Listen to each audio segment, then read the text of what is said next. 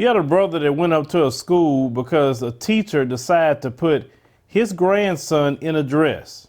Now, we are seeing this weaponization against black children more and more every day at the hands of those on the left.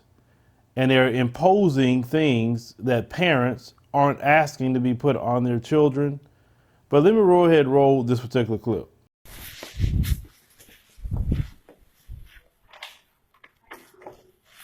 Hey, good morning. Yeah. I'm telling you, yeah, she called me and told me that she had an issue up here about my grandson being in a dress. I mean, I'm trying to see what the issue is about that. Okay, you'll have to talk to Dara. Who's She's Dara? the director. She's down in the other classroom.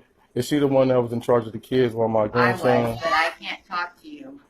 Why? Because you're not on the form. So we'll have to get Dara up here and see if she will let you. Talk to you about it. I mean, first of all, I'm coming down here because we don't do that. The transgender and all that. We don't do that. I understand. I don't either. And I don't appreciate you encouraging him to put on no dress for the second day too. I don't appreciate that. And don't think this is going away. I'm going further with this. Okay, you can go down and talk. No, I'm not done talking to you. I'm letting you know the next time that you put any kid in a dress, we're gonna make you go viral. Okay, you need to go talk to my director because I, as a teacher. No, I'm letting you know I got an issue with you about that. I'm not playing with you. I'm sorry that you feel that way. Yeah, I'm sorry that you feel that way. But you should have called me before you made the decision to put my grandson in a dress. Okay, you can speak to the. No, I'm speaking to you. Please do not talk to me in that tone with my children I around. wouldn't be up here if you wouldn't have put my grandson in no dress. Again. Well, do what you got to do. Take it up with Miss Dara. No, I'm taking it up with you. Please lower your voice. You're in a classroom. I'm taking it up with you. Well, you shouldn't have put my grandson in no dress. He's 2. This ain't over with, all right? Now, just imagine if that was your child and you don't agree with boys being in a dress whatsoever. You believe boys should be boys. That's how they were born. And that's just the end of it. And you hear that a teacher for the second day in a row put your child in a dress. Let me tell you black folks something. You better listen to me very, very good. They're coming after your children. They're trying to mess our children's heads up. Do you understand me? This is things that I keep seeing happening. I'm listening to what they're saying on social media, even the straight black men. When you're making comments on the internet telling straight black men that they're homophobic if they don't want to date a transsexual, then you got a problem. You have a major problem here. And I've seen the agenda that what they're doing. They're trying to weaponize that to try to say, oh, black men and black people, they hateful, they this and that and the third. Now, on our show the other day, the Phillip Scott show, the very first one we did, if you haven't subscribed to that channel, the Phillip Scott show, please subscribe there. We talking about many, many topics, all for the news stories that we compile over the week. But we talked about how this is a white supremacist tactic to not only attack us, but also to get us to submit to things that we aren't in agreement with. You see, everything that happens to us is about control and domination of black people. And we as a community better take a stand for what is right. You better stop cowering down to white supremacists, whether they're on the left or the right. You better stop doing it. We need to take responsibility for our children. And I don't know how many times I keep telling y'all this. You need to have schools in place for our children. If you don't have a school in place, then you better start considering homeschooling, because these people will not stop about your children. We as black people talk about all the racism and white supremacy, and we hand our children to them all freaking day. And then every time you look up, is some story out there about a racist teacher, some kid being racist, or the teachers touching students, sleeping with students. It's always the same cast of characters doing it for the most part. When is that we start taking responsibility for our children? When?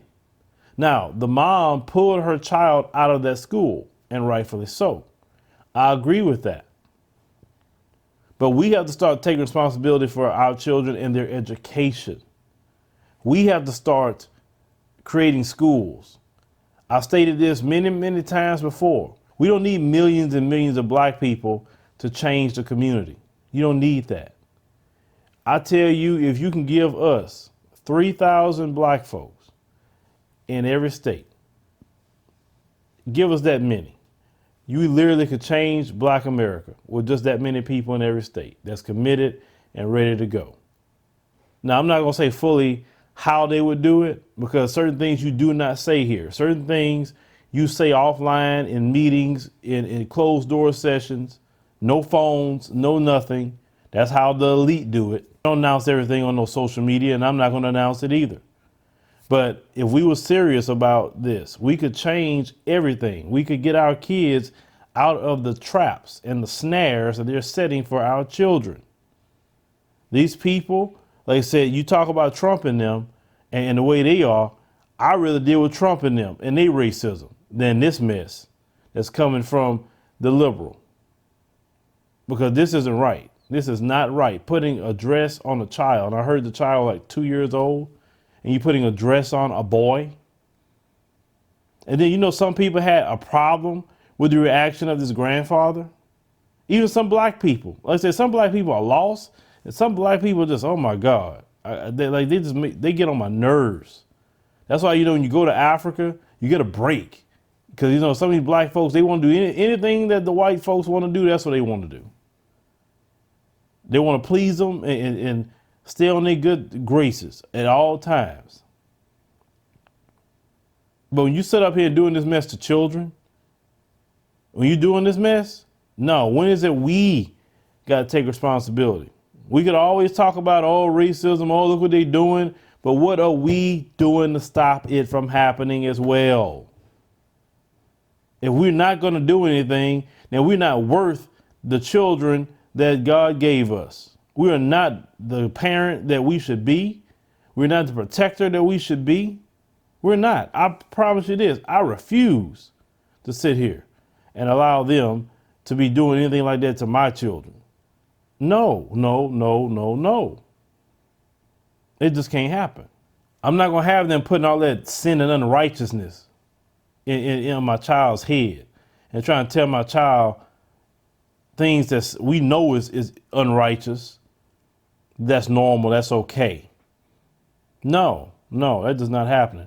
And any black folk that go along with that, any black folk that don't stand up to that, and you're afraid to be told something about it, that's your child. You don't listen to other folks about your child. You protect your child. You do what is right. But we got to have a serious conversation offline in many states about having schools for our children, because I'm not liking the trend I'm seeing. In the past, I'm going to say at least 2 years, there's been this uptick at targeting black children. And I'm not liking it. Better do something as parents real quick. But leave me a comment, let me know what you think about this particular story. Now, if it were your grandchild, your son, your nephew, how would you respond to this particular teacher?